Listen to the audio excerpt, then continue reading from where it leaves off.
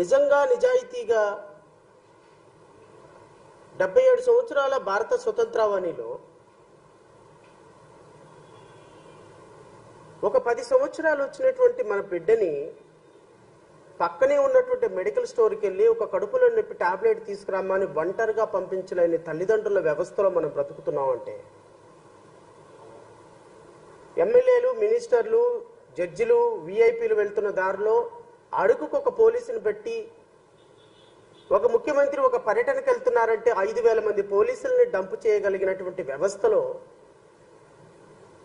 ప్రతిరోజు ఒక 100ల కొద్దీ మాన ప్రాణాలు గాల్లో కలిసిపోతుంటే మన బిడ్డలు బయటకు వెళ్ళిన బిడ్డలు మళ్ళీ తిరిగి ఇంటికి వస్తారో రారో ఆడబిడ్డలకి రక్షణ లేకుండా పోతుంటే ఇంకా మనం ఏమని ప్రజలకి క్షమాపణ చెప్పకుండా కోట్లు సూట్లు వేసుకొని తిరుగుతామండి.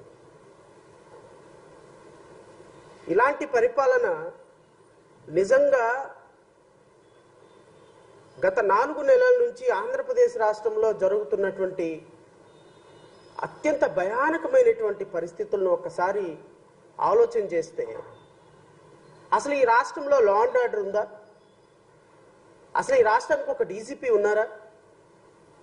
ఈ రాష్ట్రానికి ఒక హోమ్ మినిస్టర్ ఉన్నారా? ఈ రాష్ట్రానికి ఒక ముఖ్యమంత్రి ఉన్నారా? ఈ రాష్ట్రానికి ఒక మంత్రివర్గం ఉందా? అసలు ఈ రాష్ట్రంలో పోలీస్ అనేటువంటి వ్యవస్థ పనిచేస్తుందా అని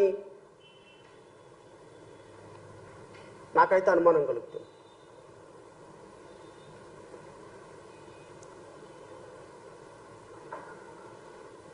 అత్యంత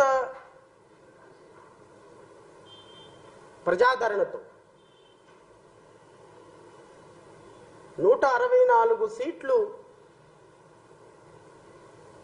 కూటమి ప్రభుత్వానికి ఆంధ్ర రాష్ట్ర ప్రజలు కట్టబెట్టి 5.5 కోట్ల మంది ప్రజల యొక్క భవిష్యత్తుని మీ చేతుల్లో పెడితే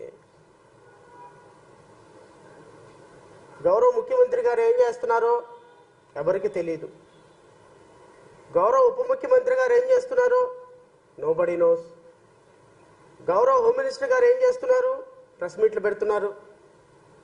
గౌరవ మంత్రివర్యులు ఏం చేస్తున్నారు? ఎవరికి తెలీదు. లోకల్గా ఉన్న ఎమ్మెల్యేలు 163 మంది ఎమ్మెల్యే అంటే ముఖ్యమంత్రి గారిని ఉప ముఖ్యమంత్రి గారిని తీసేస్తే 162 మంది 161 62 ఉన్నారు. ఎవరికి తెలియదు. బహుశా నేను అనుకోవటం వాళ్ళ ఎమ్మెల్యేలు కూడా అమ్మాయిల్ని టార్గెట్ చేసే విషయంలో బిజీగా ఉన్నారేమో నాకు అనిపిస్తుంది.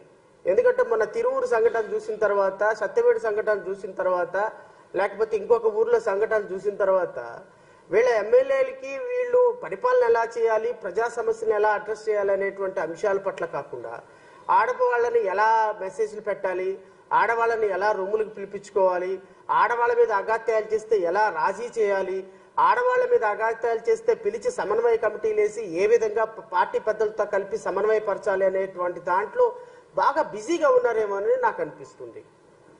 బహుశా అదే కదా జరిగింది. సచివేడు ఎమ్మెల్యే రోజు తీసుకెళ్లి హోటల్ రూమ్కి తీసుకెళ్లి రేప్ చేసిన అతని మీద దగ్గరుండి చక్కగా రాజీ చేయించారు మీరే. ఆ అమ్మాయిని బెదిరించి డబ్బులు ఇచ్చి రాజ్యం మీది రాజీ చేయిస్తారు. మీ రాజ్యంలో రేప్ చేస్తే అడిగేవాళ్ళు లేడు, మర్డర్ చేస్తే మాట్లాడేవాళ్ళు లేడు.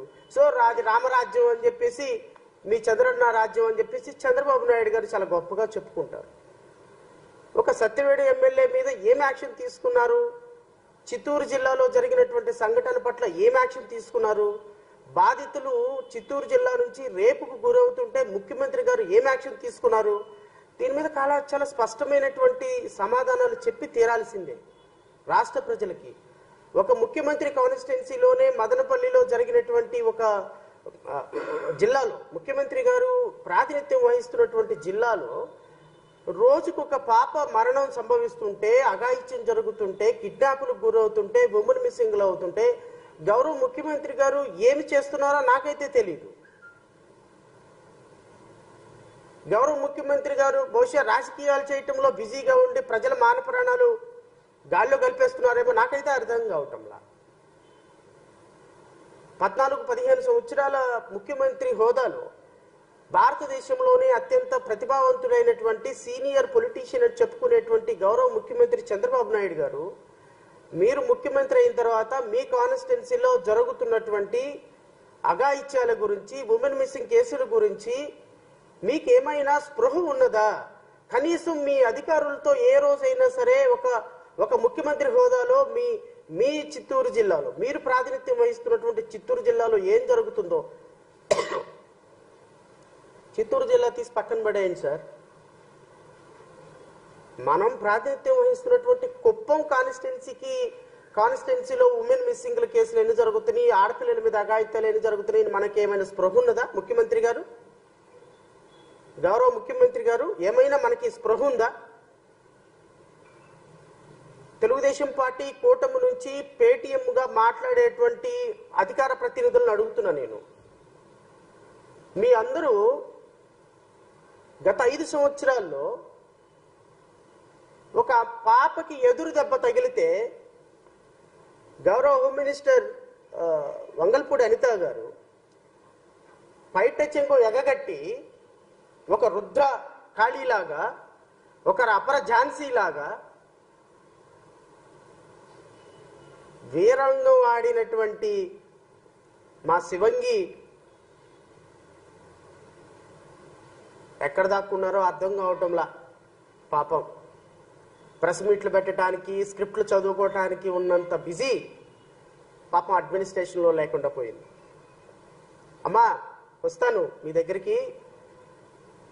మీరు ఒక హోమ్ మినిస్టర్గా, మీ కొలిగ్ ఒక ఉప ముఖ్యమంత్రిగా, మీ రాష్ట్రానికి ఒక ముఖ్యమంత్రిగా గౌరవ చంద్రబాబు నాయుడు గారు ఏం చేస్తున్నారో నేను రాష్ట్ర ప్రజలకి వివరిస్తా. ఈ రోజున ఆధారాలతో సహా నేను క్యాప్షన్ పెట్టినట్టుగా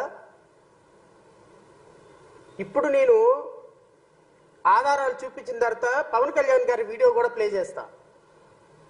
ఇప్పుడు పవన్ కళ్యాణ్ గారు చంద్రబాబు నాయుడుని చొక్కా పట్టుకుంటాడా చూడాలి, లేకపోతే జుట్టు పట్టుకుంటాడా చూడాలి. ముఖ్యమంత్రిని లాగి ఉప ముఖ్యమంత్రి గారు ఇంతకు ముందు చెప్పినట్టుగా ఆడపిల్లల కేసుల విషయంలో స్తబ్దంగా పని చేయకుండా ఉన్న వాడిని రోడ్డు మీదకి తీసుకొచ్చి కుక్కని కొట్టినట్టు కొట్టాలి అని మాట్లాడిన వీడియో కూడా వేస్తాను నేను. ఇప్పుడు గౌరవ ఉప ముఖ్యమంత్రి గారు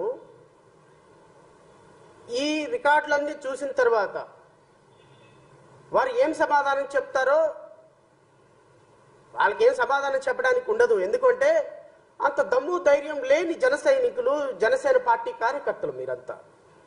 నేను ఓపెన్ ఛాలెంజ్ చేస్తున్నా జై భీమ్రావ్ భారత్ పార్టీ తరఫు నుంచి. I'm giving a open challenge to everyone, every జన Sainik, every official spokesperson, just come out for a debate. నేను ఛాలెంజ్ చేస్తున్నా. మీ ఉప ముఖ్యమంత్రి, మీ పార్టీ అధ్యక్షుడు చెప్పినట్టుగా ఈ రాష్ట్రంలో మహిళలు మీద మీ నాయకుడు చేసిన కామెంట్స్ ఏంటి, మీ నాయకుడు మాట్లాడిన కామెంట్స్ ఏంటి వన్స్ అపాన్ ఎ టైం, ఇప్పుడు ఏం మాట్లాడుతున్నారు, ఇప్పుడు ఏం పీకుతున్నాడు గడ్డి, ఇప్పుడు ఏమి ఉప ముఖ్యమంత్రి హోదాలో చెప్పినవన్నీ ఏం చేస్తున్నాడు. మీకు దమ్ము ధైర్యం ఉంటే ఓపెన్ డిబేట్కి రండి, ప్రజాస్వామ్యబద్ధంగా డిబేట్ చేద్దాం. దీంట్లో గొడవలు కొట్లాట్లు ఏం అవసరం లేదు కదా. నేను మాట్లాడింది ఆన్ రికార్డు ఉంటుంది.